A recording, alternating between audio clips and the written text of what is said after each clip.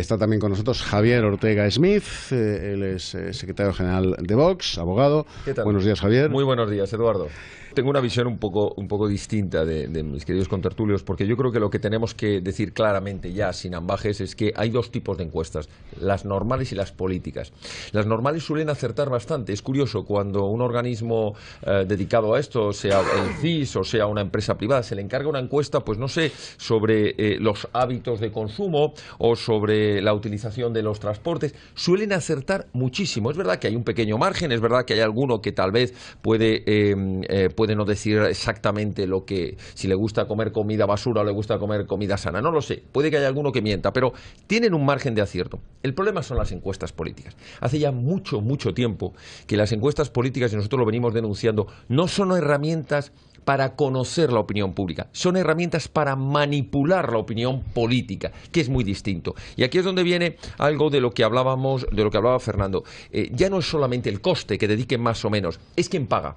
Aquí quien paga, sea un medio de comunicación o sea un partido político, quiere que la encuesta salga de una determinada manera. Las pruebas más evidentes las estamos teniendo en los últimos meses.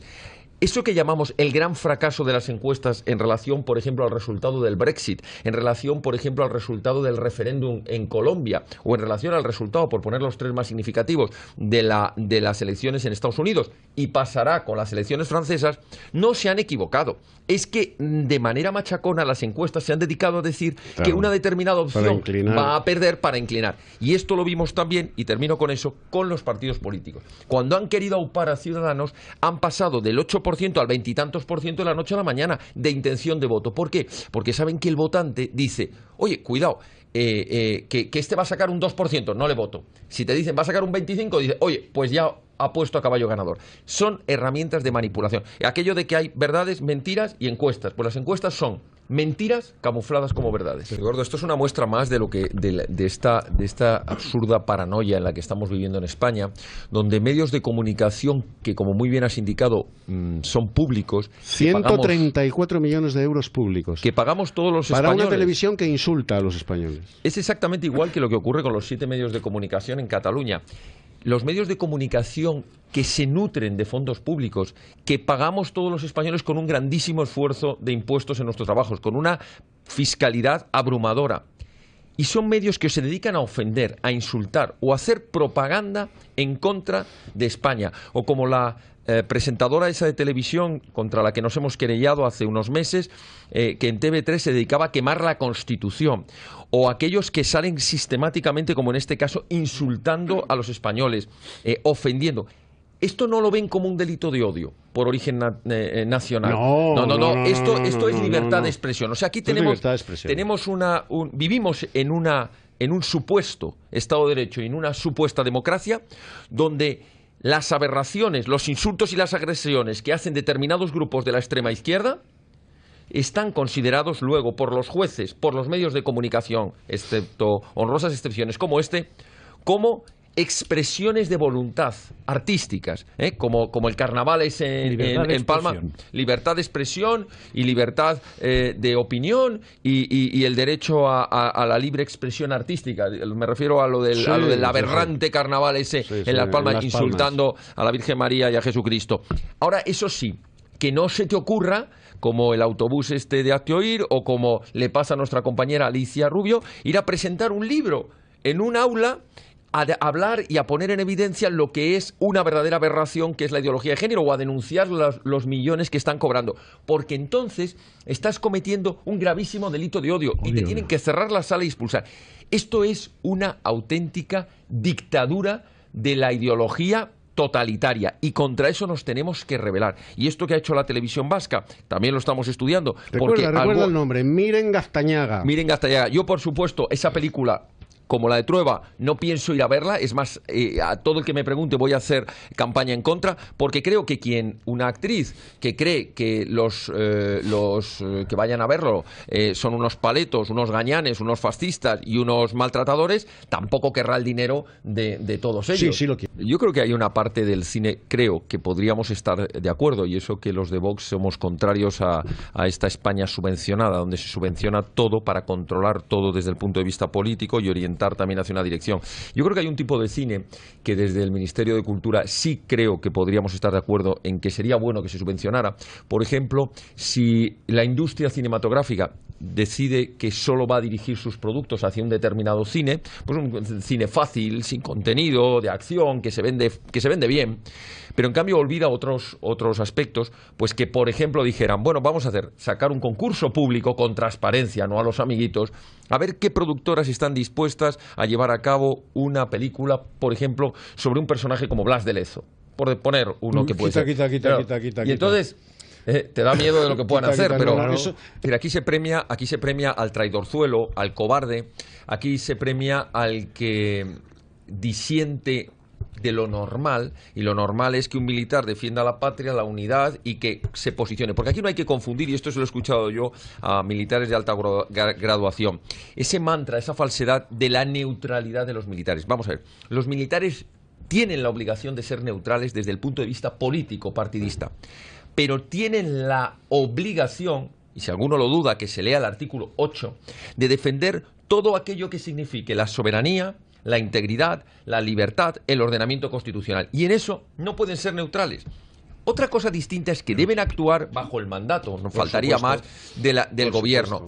Pero si bien es cierto que no deben entrar en manifestaciones políticas sobre su opinión, que pueden tener la que quieran, lo mismo que desde un punto de vista religioso, lo que no puede hacer es con uniforme hacer una manifestación tan aberrante como esta, porque ¿qué posición quedan todos los soldados que se están jugando la vida por defender a España? Y dice, oye, si nuestros mandos dicen que tenemos que ser neutrales, ¿qué significa neutralidad? Que usted no está en los que estamos en defender España y la integridad. Entonces, ¿dónde está usted? Porque aquí no vale esto de que yo estoy en un campo neutro, que no hago nada. Este es el mismo militar que apareció en ese pub, el pub Kitty o el pub no sé cuántos, donde hubo una reunión de diversos políticos, entre ellos había de Ciudadanos, del Partido Popular, etcétera, con destacados miembros secesionistas. ¿Y qué pintaba este general allí? Pues no lo sabemos, pues nunca lo ha contado. Ahora se empieza a saber qué pintaba. ¿Qué pintaba allí? Claro. ¿Qué estaba preparando, no? Como el magistrado Santiago Vidal. Son los que están preparando las llamadas estructuras de Estado. A mí me parece aberrante. Y yo estoy seguro que la inmensa mayoría, porque estos son excepciones, de los altos mandos y de los soldados de España que visten con honor su uniforme, estarán horrorizados y considerarán a un auténtico traidor una persona que dice estas cosas. El mundo de Cospedal no es precisamente alguien de la que podamos fiarnos sobre su criterio de quién es o bueno o mal militar, porque no tiene ni idea. Si tú hablas con militares y están horrorizados diciendo, bueno, esta señora podía ser ministro de Defensa, podía ser ministro de Defensa, como podía ser ministra de Turismo, como podía ser, bueno, está ahí por un cargo político, pero lo que es conocimiento de qué son las Fuerzas Armadas y quién es quién en las Fuerzas Armadas, ni idea. Y probablemente, como la Chacón, exactamente. Es que ni idea. Y probablemente sus criterios no se deban a cuestiones de las que estamos hablando aquí, sobre si va a ser un militar cabal que va a defender el uniforme, sino si es más o menos de la cuerda, si es más o menos moldeable, porque un GEMAT lo que tiene que ser, o lo que está demostrando que tiene que ser, es moldeable al poder político. En fin, yo creo que los criterios de Cospedal pues estarán muy bien para el partido político, pero no para un ministerio como el de Defensa. Y para valorar estas declaraciones, yo reconozco que desconozco la trayectoria de este militar, salvo eso del pub, que me hace chirriar. Ese es otro dato que no tenía yo tampoco. Me hace chirriar porque es que además salió a luz pública y lo taparon inmediatamente. Pero es que reconocieron que eran conversaciones privadas. Y entonces la excusa que se dio es, estamos para tener un conocimiento directo de lo que está ocurriendo en Cataluña. ¿Y usted se tiene que ir a reunir con los secesionistas en un pub en privado? Oiga, no lo entiendo muy bien. Y este era uno de los que estaba. No, además es que la utilización del término entre paréntesis nazi, yo he escuchado el otro día un comentario muy interesante, y es que quienes están utilizando permanentemente el término nazi y fascista para todo, no se dan cuenta que están haciendo un flaco favor, porque lo están rebajando de gravedad. Si al autobús de Hazte Oír dices que son los nazis, las nuevas generaciones que han desconocido realmente las atrocidades de los nazis pensarán que, bueno, eran unos que protestaban un poco o que se metían con los gays. Oiga, que no, que los pasaban por la cámara de gas, es que es distinto. Entonces, el utilizar para todo esta terminología nazi, sí, es decir, llamar a todo es una barbaridad. Pero bueno, vamos por un segundo a la cumbre. La cumbre al final es la cumbre del miedo.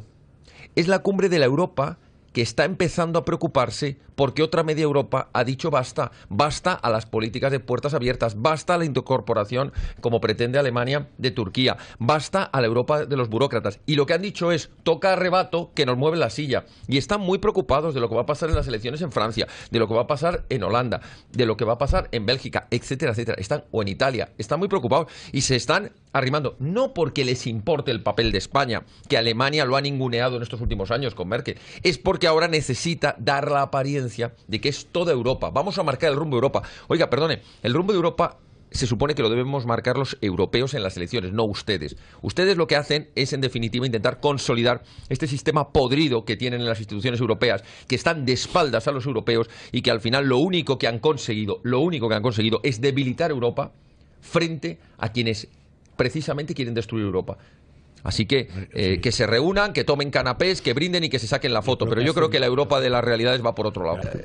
Realmente es preocupante para la situación que tenemos en España que haya un candidato, según se dice, incluso con posibilidades de llegar a la Secretaría General de un partido como el Partido Socialista, que es un partido pues que no podemos olvidar que ha sido pues un partido gobernante en España durante muchos años y que tiene una base social importante y una base de votantes importante, que haya un candidato que esté precisamente apostando por los dos mayores riesgos que tiene ahora mismo España, que es el secesionismo y los totalitarios de extrema izquierda de Podemos. ¿Y a qué me refiero? A que este es el candidato que va diciendo, hablando de la plurinacionalidad, hablando de que hay que preguntar, de los referéndum, de que no está en contra, de conocer la opinión, enmarcándolo siempre bajo ese derecho a decidir o esa falsa democracia. Es decir, quien no tiene claro lo que significa la soberanía nacional y la unidad de España, y por otro lado, quien está permanentemente en la disponibilidad de ofrecer sus votos a aquellos que creen en políticas de extrema izquierda, sectaria y totalitaria, como son los de Podemos. Ese es el candidato que parece que puede tener más opinión. Pues yo, importándome bien poco el destino del Partido Socialista internamente, que lo mejor que podía hacer es que nos comunicaran algún día que desaparece de la faz de España, porque ha sido un partido que ha hecho muchísimo daño al interés general de España. No cabe duda que desde fuera hay otros posibles o otras posibles candidatas o candidatos que nos parecen muchísimo mejores, porque este Pedro Sánchez realmente es terrorífico. Se le ve un ego y una vanidad de llegar al poder a costa de lo que sea, incluso a costa, ya digo, de cosas tan serias como la libertad o la unidad de España, ¿no?